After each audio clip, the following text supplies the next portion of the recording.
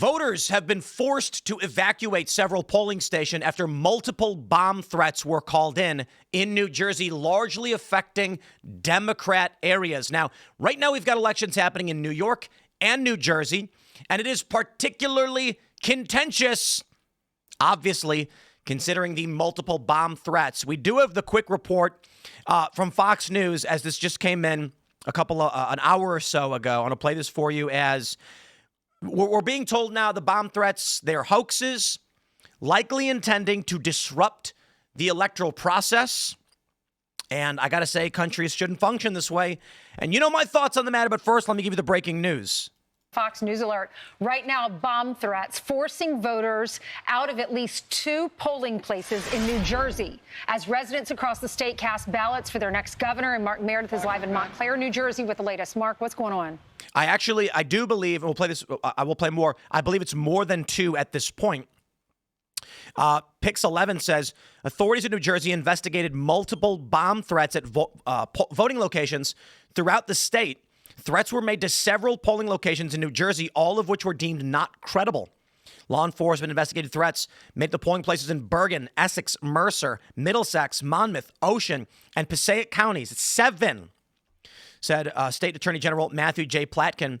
Some locations were quickly reopened to the public, while some voters were directed to different polling locations. This will have an impact.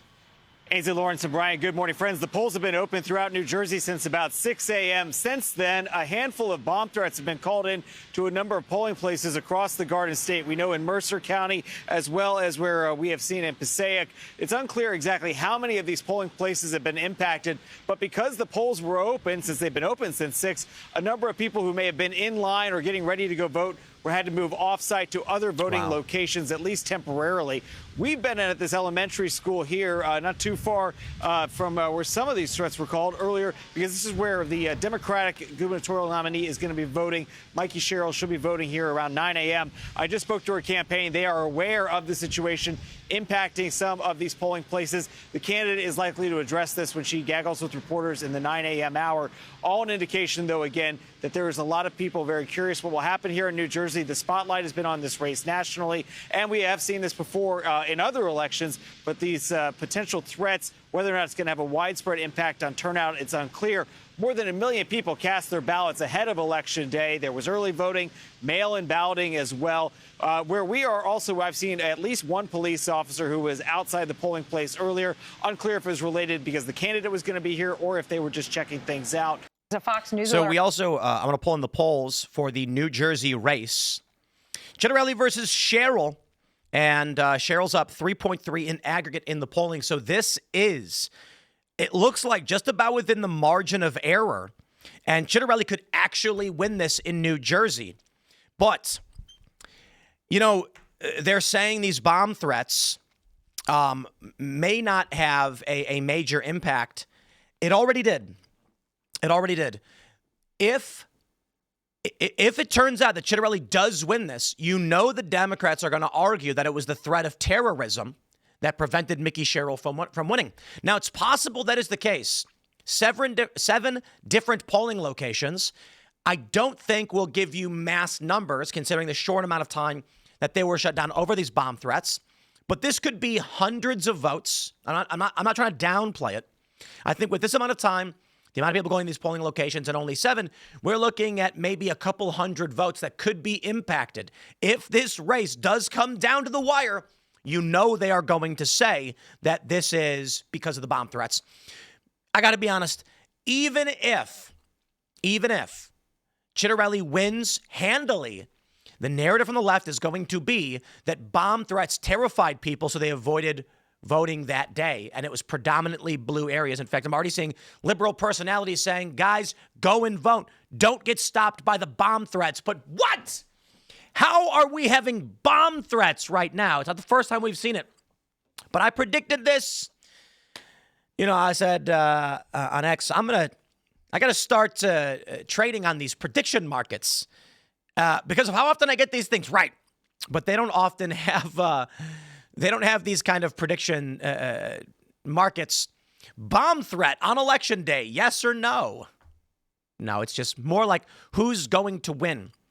And right now, it's neck and neck. We don't really know. But in the betting markets for the predictions, we've got New Jersey governor winner predicted to be Mickey Sherrill, 82% to Jack Ciattarelli's 19%. They call it the wisdom of the crowds. We got the call sheet numbers up here.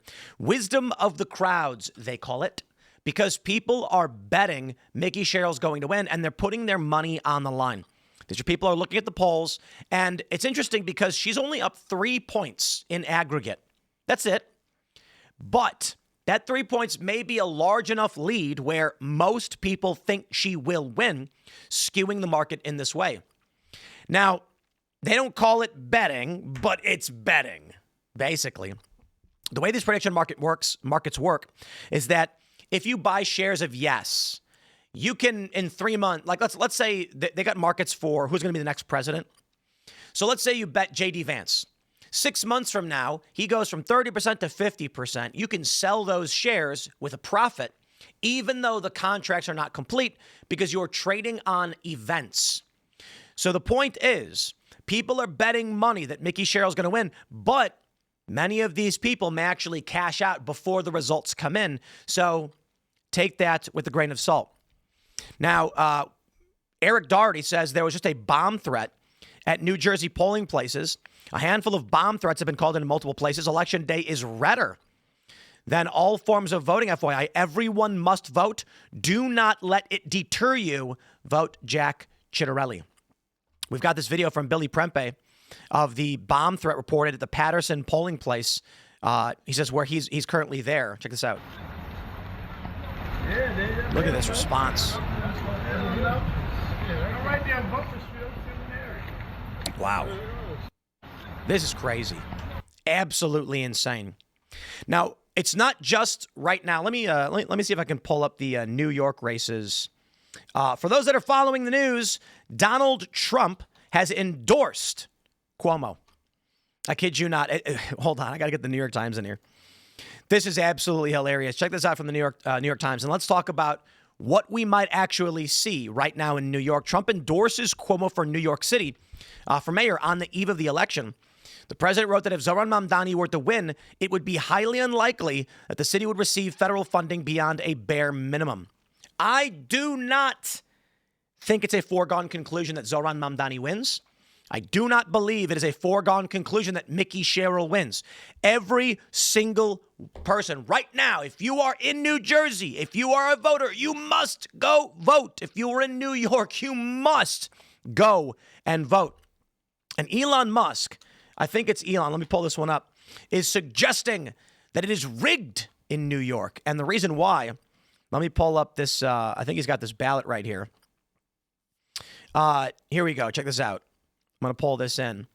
Elon Musk says, given that he's on the ballot twice, maybe he can win twice too. Facepalm.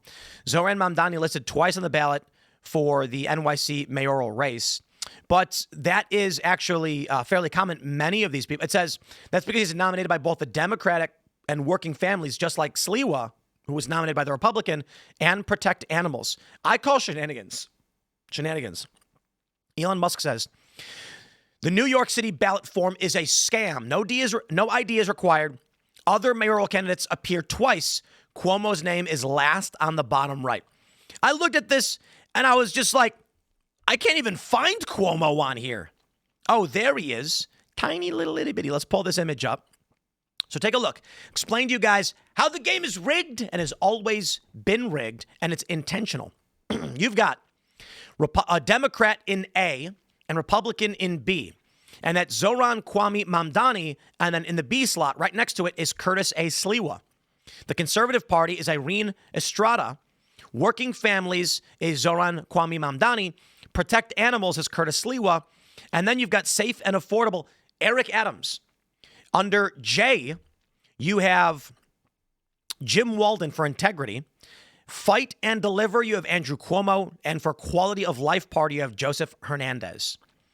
It's all one big game of tricking people and manipulating the system. That's all these elections are. You know, it used to be. Back in the day, we had elections. You would just go and write down on a piece of paper your name and your info and who you were voting for. It was easier back then for a variety of reasons. One, you had to be a landowner, and that proved you were a member of the community. So they knew who all the landowners were, and you were voting as a member of the community. You would go and you'd write down who you wanted, and you'd put it in the ballot box, and they'd count and be like, okay, this person won. That's simple. Well, eventually, political parties formed because they were basically going to landowners, voters, and saying, look, you want to vote for our party? Here's our list of candidates. They would give them the ballot sheet and say, just sign this, and that's your ballot. That's how it used to work. Basically, the parties would say, here are the list of people you want to win. Trust us, our party platform. Believe in the work we do. Now, what we have is this cockamamie BS where you've got people listed twice because it's not about the individuals running, it's at the party, and the state issues the ballots and then tells you who to vote for, basically. It's all rigged. Here's what I say. The ballot forms issued by the state should be blank, and it should say mayor, and you have to write it in. If that were the case, I bet Curtis Lee would actually win, or maybe Cuomo. To be honest, Mamdani wouldn't do bad. But I honestly think, actually, I take that back. I don't know. I think if it was write-in only, Mamdani might win because he's got the fervor. Cuomo might win based on the passive Democrat voter. Either way, I think this is a big scam. All these different parties. Why is it that the ballot gives you the party and not the individuals? Then you end up seeing multiple individuals. How about this? You list the person who's running once, and then you can put under their name all the parties that nominate them. Because this is a scam. Curtis Sliwa and Mamdani listed twice. You know what? It works. Jumaane Williams, public advocate, vote for one. And what else we got going on here? You got Alvin Bragg for district attorney. Jeez. And look at this. Nominated twice. It's one big scam. They entrench their power. That's the dirty game they play. But, my friends, something interesting is happening in New York. Now, full disclosure, shout out to Kalshi for sponsoring this segment. I have purchased shares of Cuomo to win. I want to make sure that it's clear to everybody. Full disclosure. It's the first time I've ever done anything like this. And I did because the math don't make sense. And I'm going to tell you why. I am willing to put my money where my mouth is.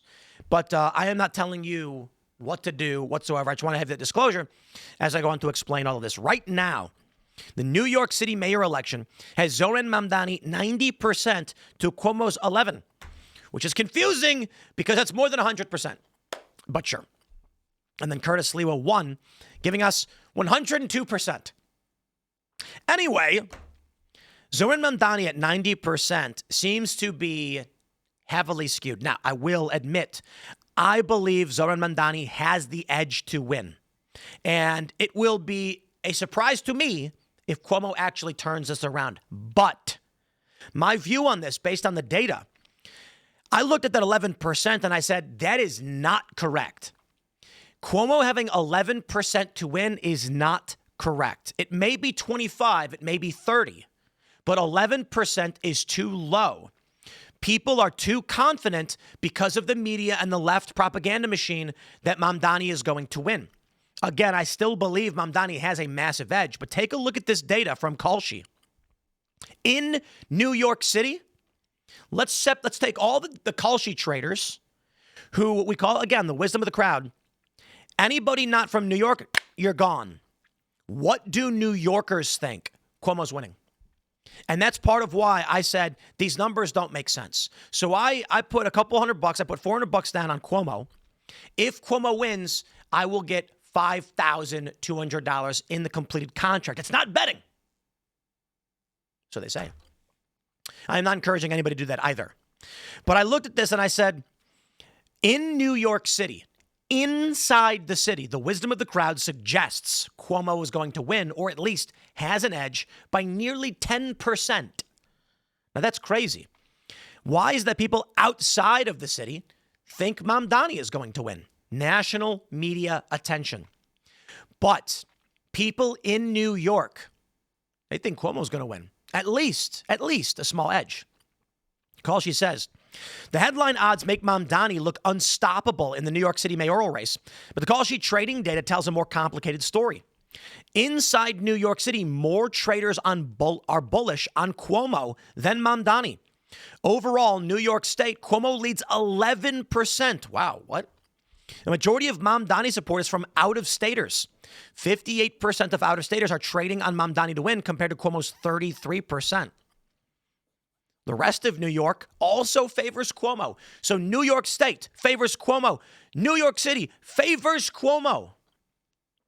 I'm going to go ahead and say the wisdom of the crowd with their skin in the game makes more sense than people outside the city who don't know what is being seen on the ground. Let me tell you a story. Shout out to Max Kaiser and Stacey Herbert. They told me, or it's a public story, they said that they knew Trump was going to win in 2016 because when they went on the ground in these swing states, they just saw Trump signs everywhere. And so they were sitting there saying, like, the media keeps telling us that Trump can't win, but when you go on the ground in the swing states, you only see Trump signs. So they knew. And they were right. Trump won. I think this is something similar, but again, I'm going to say it. I think Mamdani could win. I think he's the favorite. But 90%, no effing way. I think this might be big old media hype. And independents have won before. So, you got to wonder, with Donald Trump coming out now and endorsing Cuomo, saying no commie Mamdani, and he'd cut funding, this may have a massive impact. Check this out. Cuomo leads Manhattan traders 57-36, dominating his NYC base. Mamdani leads in Queens and edges Cuomo in Brooklyn. High early turnout in pro-Cuomo Manhattan, especially the Upper East Side, could be a red flag for Mamdani. Staten Island and Manhattan are Cuomo. Queens and Brooklyn are Mamdani, and the Bronx is tied. So let me do this. Let's pull up our good friend Grok and get that data. List population by borough in NYC. Let's go. It's going to be, I swear, Grok, if you give me a stupid long list of just bullet points. All right, what do we got? Wait, what? Okay, here we go. Brooklyn, 2.5 million. Queens, 2.2. Manhattan, 1.6. The Bronx, 1.3. Staten Island, 495. This matters. This is why I'm saying Mamdani has the edge. Inside New York City, they are saying Cuomo has the edge across the board in trading data. But when you actually break it down by Manhattan, Staten Island, let's do the numbers. Manhattan's 1.6, and Cuomo's got 57%. He's then got Staten Island, 15 points. But Staten Island's only 500,000.